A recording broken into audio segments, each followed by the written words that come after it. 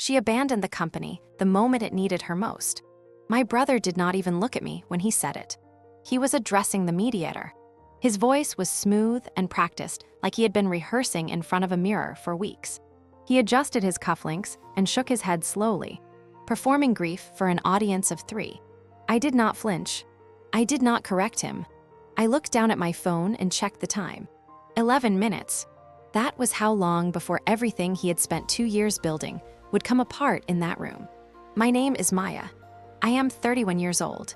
My mother built a regional logistics company from a single rented truck and 20 years of 7-day work weeks. When she died 18 months ago, she left the company valued at just over $4 million in a trust with me as executive and both of us as equal beneficiaries. My brother received that information with a slow exhale through his nose, slightly longer than usual. I had been hearing that exhale since I was 9 years old. He was 8 years older than me. He had an MBA, a firm handshake, and the absolute certainty that being in a room first meant you owned it. He had no idea what I had built in the room before he arrived. The mediator was a woman named Miss Accordion. She looked at me over her reading glasses and said, "Maya, your brother has filed a formal petition to have you removed as executive of your mother's estate and to appoint himself as sole trustee. He is also requesting a full audit of all transactions made in the past 18 months. Do you understand the scope of what is being requested today?" I understood the scope perfectly. What my brother did not understand was that I had designed the scope myself. My brother's lawyer, Gerald, opened the thick accordion folder and slid documents toward Miss Accordion. "We are presenting a pattern of financial mismanagement," he said. "Specifically, we are documenting 31 irregular transactions, totaling approximately $620,000 made from the estate's operating account over the past 14 months. These funds were moved to accounts outside the trust structure, without board notification, without beneficiary consent, and in direct violation of the fiduciary duties assigned to the executive." My brother turned to look at me for the first time. His eyes were steady. He wanted to see panic. He had been looking for panic in my face for 18 months and finding nothing, and it had been making him increasingly reckless. "She has been draining the estate," he said. "While I have been managing client relationships, keeping our mother's employees paid, holding this company together, she has been systematically moving money out. She lives in a studio apartment. She drives a 7-year-old car. She has not taken a salary. So where did $620,000 go? Into accounts she controls privately, accounts she has hidden from this process." Miss Accordion looked at the documents. Then she looked at me. "Maya, these are serious allegations. Do you want to respond? I want to tell you something about the year before my mother died. She called me on a Tuesday morning in October. She never called before noon. She was a morning worker, silent and focused until lunch. I answered, and she said without any greeting, 'I need you to come to the office.' 'Not this week. Today.' I drove 2 hours. When I arrived, she was sitting behind her desk with a single manila folder in front of her and an expression I had never seen on her face before. It took me a moment to identify it. It was fear. She slid the folder across the desk. Inside were bank statements with a series of transfers highlighted in yellow. "Your brother has been moving money," she said. "I noticed it 3 months ago. I have been watching." The transfers were routed through a vendor account my brother had set up called Meridian Transit Solutions. I later confirmed that Meridian Transit Solutions had no trucks, no employees, no physical address, and had been incorporated in Delaware using a P.O. box and the name of my brother's college roommate. My mother looked at me and said, "I do not want to go to the police." "Not yet. I want to know how deep it goes." So we built a trap together. What she did not tell me that day was that she already had her diagnosis. Pancreatic cancer. Stage 3. 8 months, give or take. She had known before she called me. She looked at me at the end of that conversation and said, "I need you to be boring. I need you to be forgettable. I need him to think he is the only one who knows what is happening." So I became boring. I moved into a studio apartment. I took the bus. I wore the same 7 outfits to every meeting, every board dinner, every estate review. I let my brother believe I was overwhelmed by grief. paralyzed by responsibility, quietly failing at a job too big for me. I let him breathe easy. And while he breathed easy, I followed every single dollar. Every morning for 14 months, I woke up and went through the numbers. I checked the routing logs. I verified the holding accounts. I built a timeline of every dollar that moved through Meridian Transit Solutions, going all the way back to the first transfer my brother made 26 months ago, 11 months before my mother's diagnosis. He had not been waiting for her to get sick.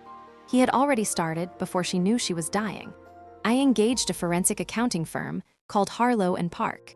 Their lead partner reviewed my documentation and said, "You understand this is bigger than a family dispute." I said I know. She asked if I was prepared for what came next. I told her my mother had asked me to wait until the number was big enough that there was no ambiguity. She wanted a number that required a federal referral. I was prepared to wait as long as it took. I did not respond immediately in the mediation room. I let Gerald finish.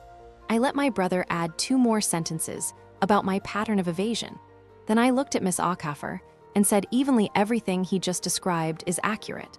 The transactions happened. The money moved. I authorized every single one of them. My brother sat back in his chair like I had just confirmed everything he had ever suspected. Gerald stopped writing mid-sentence. However, I said, "I did not move that money into hidden accounts. I moved it into evidence." I opened my bag and placed a single dark blue binder on the table. Not thick, deliberate. I had learned from watching my mother that the most powerful documents do not need to be heavy. They just need to be right. "Miss Ackerfer," I said, sliding the binder across the table, "what you are looking at is 14 months of forensic documentation. Every transaction my brother flagged as suspicious was made by me deliberately to trace the full routing path of funds moving through Meridian Transit Solutions, a shell company my brother incorporated 26 months ago, 11 months before our mother's diagnosis. The $620,000 I moved was not moved to private accounts. It was moved into monitored holding accounts set up in coordination with Harlow and Park, specifically to establish a documented chain of custody for funds being simultaneously siphoned through Meridian." I turned one page. Over the 14 months, I have been executive. My brother routed approximately $1 million in company revenue through Meridian. The $620,000 I moved was a tracking mechanism. The actual theft is more than twice that amount. The room had a specific quality of silence I had only experienced once before. In the hospital, in the 3 seconds between a monitor flatlining and the nurse reaching the door. It was the silence of something ending. My brother's composure cracked. Not shattered. Cracked. The way expensive things crack in a single clean line. "She is lying," he said. "She has been building this story for months. She is obsessed with punishing me for being the one who actually ran that company. But a cornered person is not a defeated person." My brother reached into his jacket pocket and produced a folded piece of paper. He unfolded it slowly, set it on the table. "This is an email," he said, "sent from my mother's personal account, dated 4 months before her death. In it, she explicitly authorizes me to manage Meridian Transit Solutions on behalf of the family trust. She knew about Meridian. She approved it. This is my mother in writing, giving me full authorization." Miss Ackerfer read the email. She looked at me. I want to be honest about this moment because it is the part stories like mine usually skip over. I was not calm. Underneath everything I had constructed, I felt something cold and sharp move through my chest. Not panic. Something worse. Doubt. Because I had not seen that email before. And for approximately 4 seconds, I sat with the possibility that my brother had actually found something I missed. 4 seconds. Then I thought about October. About my mother sitting behind her desk with her highlighted statements and the face I had never seen afraid before. About what she said before I drove the 2 hours home. "He is going to have something. He always does. He keeps an exit. You find the exit before he does." I opened the blue binder to the last tab. I had labeled it simply exit. "May I see the email?" I said to Miss Ackerfer. She passed it across. I looked at it once. Then I looked at the metadata printed in the footer. Because my mother always printed emails with full metadata display enabled. It was a habit. If it matters enough to print, she always said it matters enough to show when it was sent and from where. The metadata showed the email had been sent at 6:14 in the morning from my mother's account. From an IP address, I recognized from the forensic report in the binder. Because that IP address was the same one used to access the company vendor portal from my brother's home office 17 times in the past year. I looked up. This email was sent from your home network, I said. Page 47 of the binder contains the IP log cross-reference. The same address that made 11 of the 17 unauthorized vendor portal logins also sent this email at 6 in the morning from my mother's account. She was in the hospital that week, admitted 4 days earlier for pain management. I have her admission and discharge records behind tab 9. My brother's face did something I had no word for. It collapsed inward, not dramatically, quietly, like a building where someone has removed a single load bearing wall and the rest of the structure takes a moment to understand what has happened. Gerald closed his notepad. You accessed her email, I said. You wrote to yourself from her account. You printed it and brought it here today because you needed an exit. I set the email back on the table between us. Mom told me you would have one. She was right. She was always right about you. She just loved you too much to say it out loud to anyone else. I did not enjoy that moment.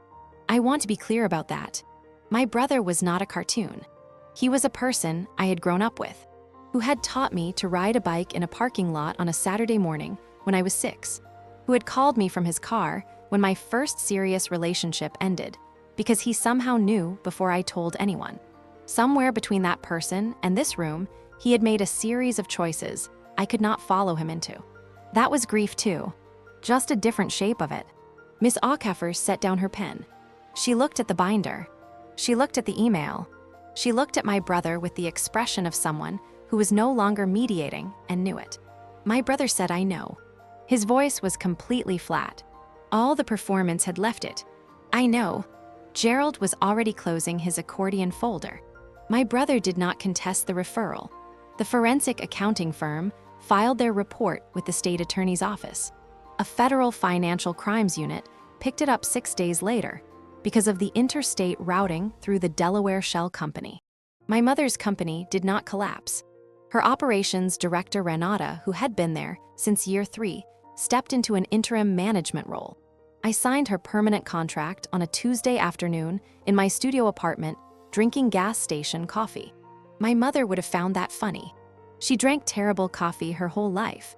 She said if you needed the coffee to be good, you were thinking about the wrong things. I sold the studio apartment lease the following month. Not because I had to, because I was done being invisible. My mother did not come to me in October because I was the youngest. She did not come to me because I was fragile.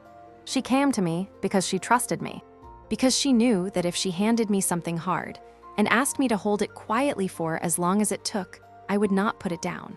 There is something they do not tell you about patience. It is not passive. It is the most active thing I have ever done. Every morning for 14 months, I woke up, went through the numbers, and did not say a single word. Patience is not waiting. Patience is building while they think you are standing still. If someone in your life is counting on your silence to protect their secrets, let them count. Keep building. Keep the folder. Keep the metadata. Keep the exit tab. And when the time comes, open the binder slowly. You do not need to rush. The ending is already written. They just do not know yet that you are the one who wrote it. If this story stayed with you tonight, subscribe to Narrative Vault. Turn on every notification. New story drops in 3 days. This is Narrative Vault, where every story has a price. See you next time.